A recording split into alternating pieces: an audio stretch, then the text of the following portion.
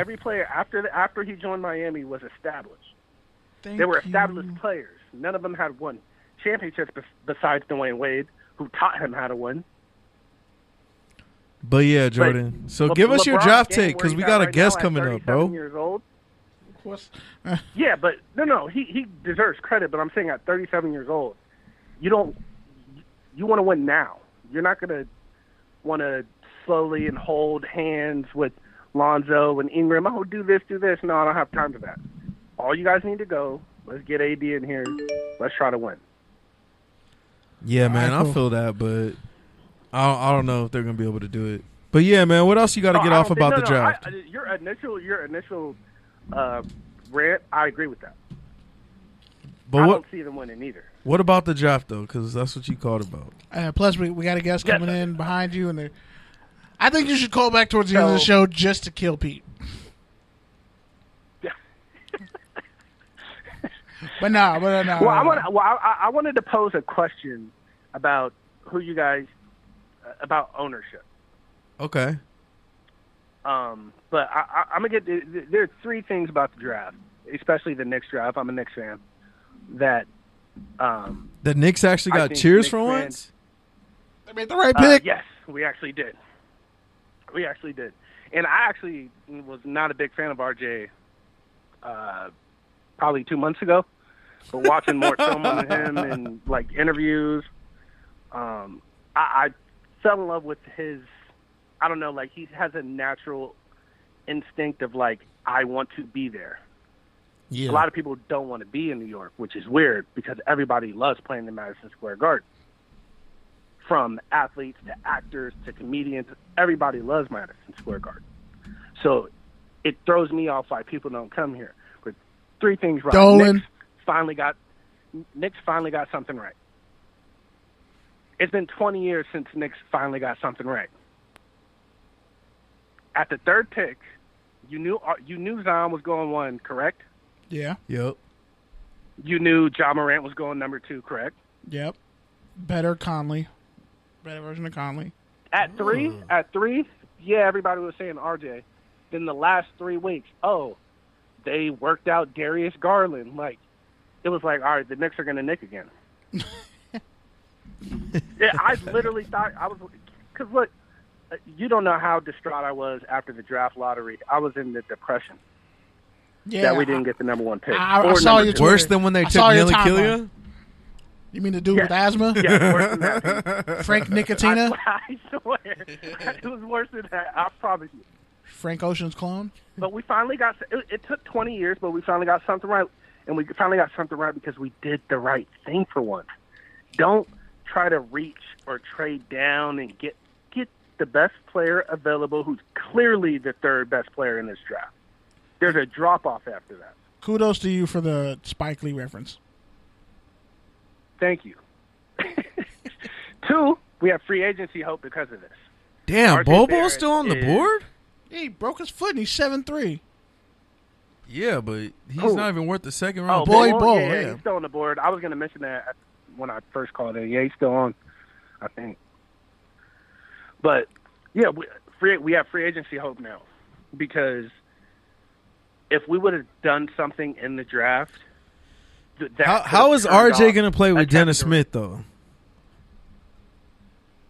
I have a big master plan. It's going to take too long to go to that. I'll probably text you or something. You got to call back and be like, yo, so here's a fast break offense. All that, but the free agency hope is that we did something right, and that's moving us in the right direction. Like, we're finally getting that 20-year stink off of us. We've been in the NBA purgatory for 20 years. Doldrums? Despite being, and you could check Forbes. Every year I look at the Forbes list that they come out with for the NBA teams. The Knicks are always number 1. We are worth $4 billion and haven't been to the Eastern Conference Finals since the 99-2000 season. That's ridiculous. It be like that sometimes, man. Try being a Clippers fan. No, I like my life. I actually like my life. You guys are. I would say you guys are a little ahead in the process than we are. But you guys have moved in that direction. We're finally taking the leaps towards that. And I think RJ was the first step in doing that. And then my third and final point about this is that I feel a lot better today than I did yesterday. And for Knicks fans, that's all you can ask for. That's it. we had no hope. This man has a testimony and needs to get it off his chest. Yeah, man. Try being a Raiders fan. It does. And I was going to ask. I could definitely relate to you on that. Thank you. And that was my point that I was going to ask you guys about ownership. With the whole Al Davis era, especially towards the back end of it. Oh God, that's how it feels to be a Knicks fan. Yeah, I can imagine. But James Dolan's just dumb and a druggie. You guys had like an 8-year period. For us, it's 20. We haven't won a championship since 1973. So like 50 years. But we're worth $4 billion, and we're tied for second most profitable U.S. sports franchise in America. How? Clout. Steinbrenner money. It's James Dolan money, and he. Yeah, we I don't want to speak on the dead, but Raiders fans, I remember. Trust me, being back home in NorCal when he passed away, there was a lot of mixed feelings. And in a lot of ways, those mixed feelings are still going on. And Michael Huff was a bust. Yeah, it's the same thing for Lakers fans. I mean, since Dr. Bush has passed, it's pretty much been the same situation. Oh, stop it. We're going to get on the Pat Bowlen thing with the Broncos. We have to talk about it. They're a small business, and they're playing they're a family-owned business playing in a global sport, and their cracks are definitely showing. Their cracks been showing. So they got to win. When was the Lakers? They got to win. win. Was the Lakers' last championship? 2012. Kobe Bryant, 2010, right? Yeah, 2010. Pete, you're a Clippers fan. When was the last Clippers championship? Never. Exactly. There's a difference. For the Knicks, I feel that. Not if you talk to Lakers Twitter, though. These past 7 years, not making the playoffs have been so hard. Yeah. Shut your ass up.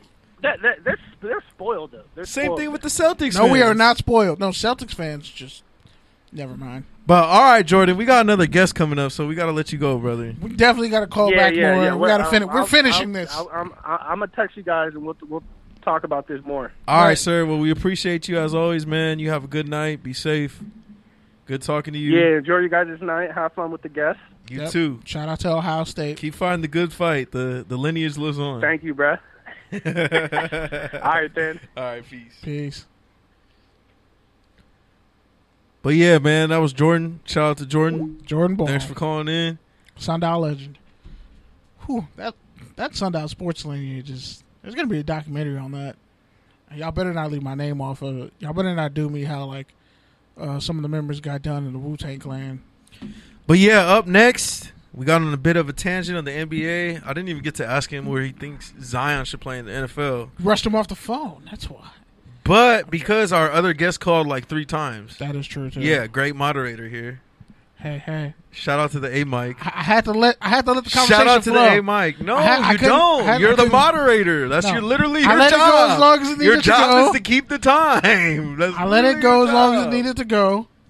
We're going to have to reevaluate that. Hey, intern. Damn. I'm going to mute your mic, intern. This is why it's good having her all week. And now you want to jump up. Having a good thing. Okay, sir. This is what Kenny. I am. I make my this is how Kenny is. When you jump in the water, you might get. But yeah, man. The jokes are gonna flow. Let's get to the NFL content. Be quiet, Pete. Hello, caller. Tell us where you're calling from. We can't wait to hear your wonderful voice. Hey, Biggs from Sheboygan, Wisconsin. What's going on, fellas? What's good, Mr. Biggs? Finally, hold on, Mr. A long-waited adieu. The legend himself, the man, the myth, the editor of FPC Raiders, co-host of Black Tuesday podcast, one of the best Raiders podcasts you could possibly listen to. Probably the best. I'm just gonna say the best. A great man. a petty follow on Twitter. One of the pettiest. Be killing these Twitter trolls disguised as sports journalist. And happy belated Father's Day to you. Happy belated birthday to your daughter. Yep. Thanks for having us on. We know you had some difficulties last week, so we're glad that it's finally here.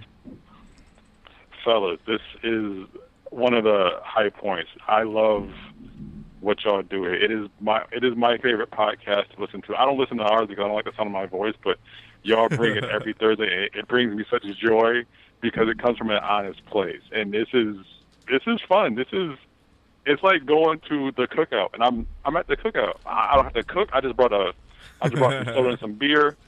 Let's get to it.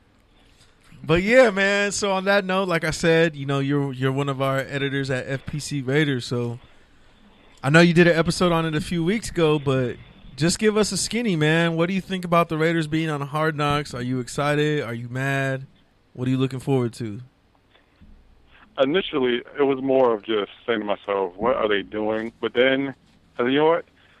As an editor, as a mediocre writer, it was like, you know what? It's content. Thank you. Thank y'all. I appreciate you. I appreciate the fact that in the middle of a dead-ass summer, y'all have found a way to give us stuff to write about. And, hey, that is fun. I mean, it is.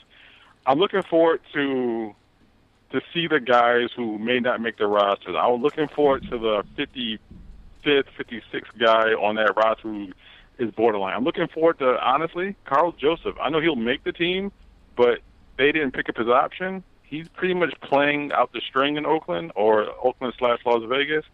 I want to see how he reacts to having to play alongside or play in the same backfield as his inevitable replacement in Jonathan Abraham. To me, that's interesting. It's like you are training a guy to take your job.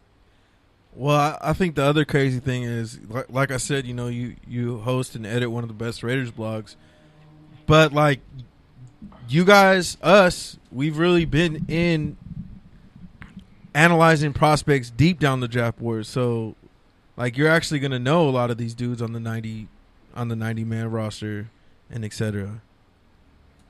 I think where we differ from most blogs, and just because we do our homework, all of us, we, as a family, sit there and get it done, where what tickles me most are those dudes who write other blogs who will sit there about a week before the draft. Hey, look out for this guy. Man, we talked about that dude back in November, December. I mean, it's not it really did. Like, those profiles. It really was. Like, P.J. Hall last year, the DN this year. There's been all kinds of Trey guys. Watson out of Maryland, even though he didn't get drafted, ended up in Miami. Yeah, I mean, it's. I look at the blogosphere as an interesting concept. You have, I'm going to keep it real because, well, that's what I do. You have a lot of, I'm not sure if I can swear on here, but you have a lot of. You can. You say whatever you want.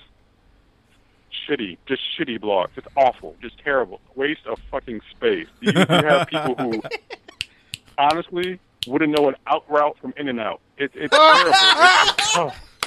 Bruh. I'm done. I am offended and afflicted. Oh my God. Whew. And you have these dudes who sit there and just type this fanboy nonsense and just sit there and just, we as a team, bruh, I don't see you with a jersey on. I don't see you running back punts. I don't see you anywhere blocking. It's not we, it's them. You didn't even give me They're playing. They get played. You're at your mama's house out there in Corona in the basement just trying to kick back and watch the game.